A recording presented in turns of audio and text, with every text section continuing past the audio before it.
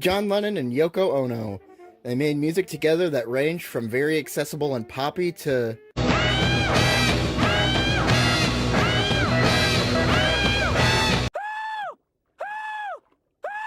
Their most infamous projects together are the Unfinished Music series. It's comprised of 3 albums of varying material.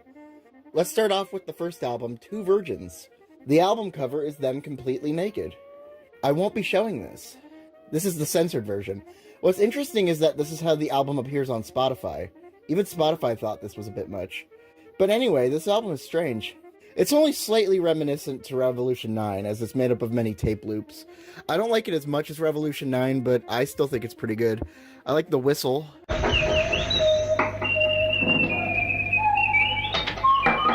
And I like the slowed down audio of the same whistle.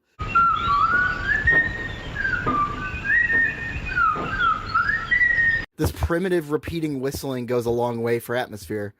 But this whistle is only on side 1. I like a specific Yoko scream on side 1 a lot. That's pretty cool. I like this noise too. Crossed.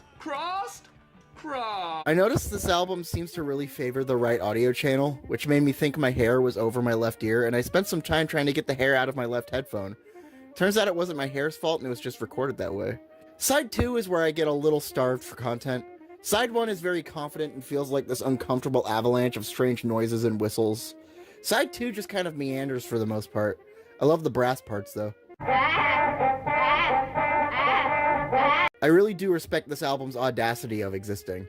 The Beatles were still a band when this was made, and John goes and makes the weirdest thing ever on the side. I like to imagine the faces of the teenaged Beatles fans that managed to snag a copy only to put this on their record player. Everything from the nudity on the outside to the bizarre music on the inside.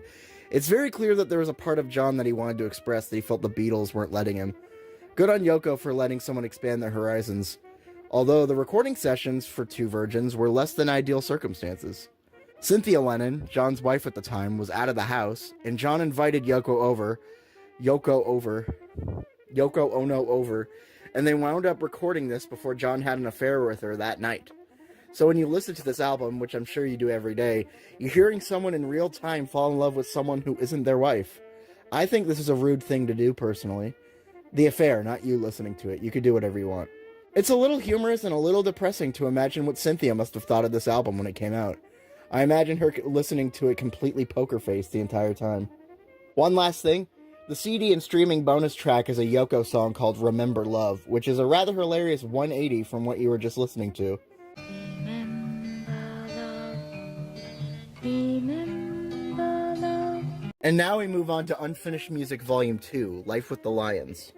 Side 1 is a single piece called Cambridge 1969.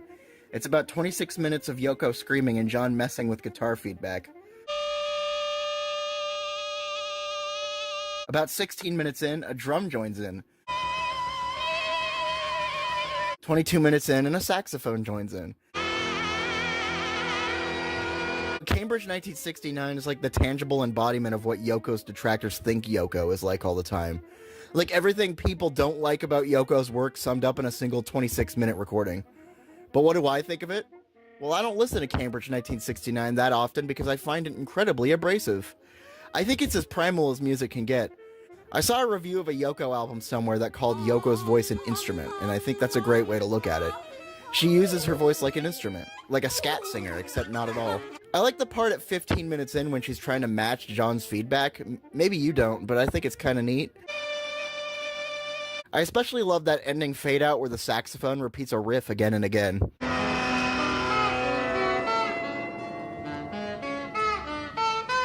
Perhaps that's rude to say that my favorite thing about this John and Yoko piece is the one part without John and Yoko, but it's a really cool moment. Shout out to the saxophonist and drummer, John Shakai and John Stevens. Side 2 of this album is very interesting. There's a 5-minute song where Yoko and John sing from newspaper stories about themselves. Then you get 5 minutes of a baby's heartbeat, followed up by 2 minutes of silence, and another 12 or so minutes of Yoko messing with a radio dial. This seems pretty out there until you find out the tragic backstory behind it. Yoko was pregnant, but the baby unfortunately wound up being a miscarriage. The baby's heartbeat followed by 2 minutes of silence then take on a whole different meaning. It's a very interesting audio experience and a very sad story. Although the radio dial stuff gets rather tedious, I must admit.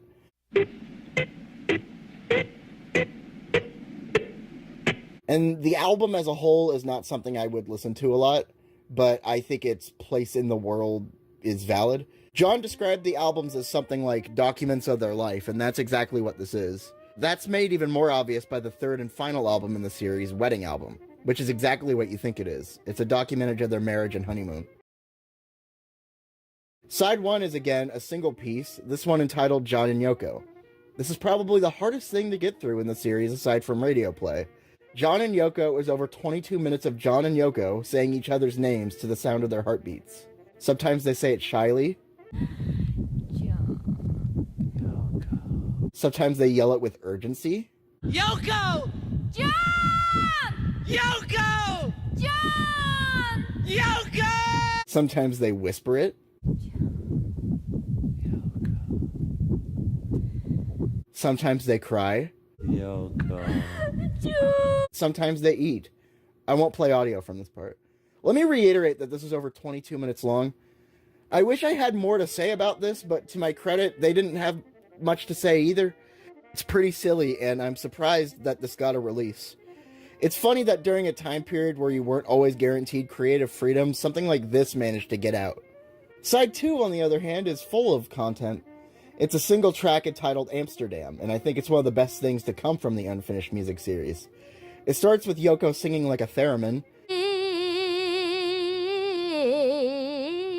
After that, you get interviews about their peace protests, outdoor sounds, conversations, and short snippets of songs. This is a very interesting track, and I think it's very much worth your time.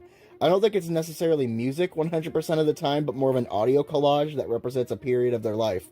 Perhaps being an audio collage makes it music. I don't really know shit, actually. I'd argue that the album packaging is more interesting than the album's music. It was a full box set that included, according to Wikipedia, a reproduction of their wedding certificate, a picture of a slice of wedding cake, and a bag. Okay, the bag was in reference to their concept of bagism, where no one could judge you by your ethnicity or gender if you put a bag over you. But if you suffocate and die in the bag, then everyone will judge you. And as for the other things, they're novel, but I'm not sure what you'd do with a reproduction of their wedding certificate. Put it on your wall? Wouldn't that lead to questions from everyone that comes to visit you? They'd be like, oh, are you married? And you'd say, no, I just love the Beatles. And I think it would lead to a lot of confusion. And in regards to the photo of a slice of cake, I don't even know what to say. It looks tasty, I guess. Probably my favorite thing about the album. Also, the picture of a slice of cake came inside its own paper sleeve, so you don't get the photo of the cake dirty. I think I've run out of things to say.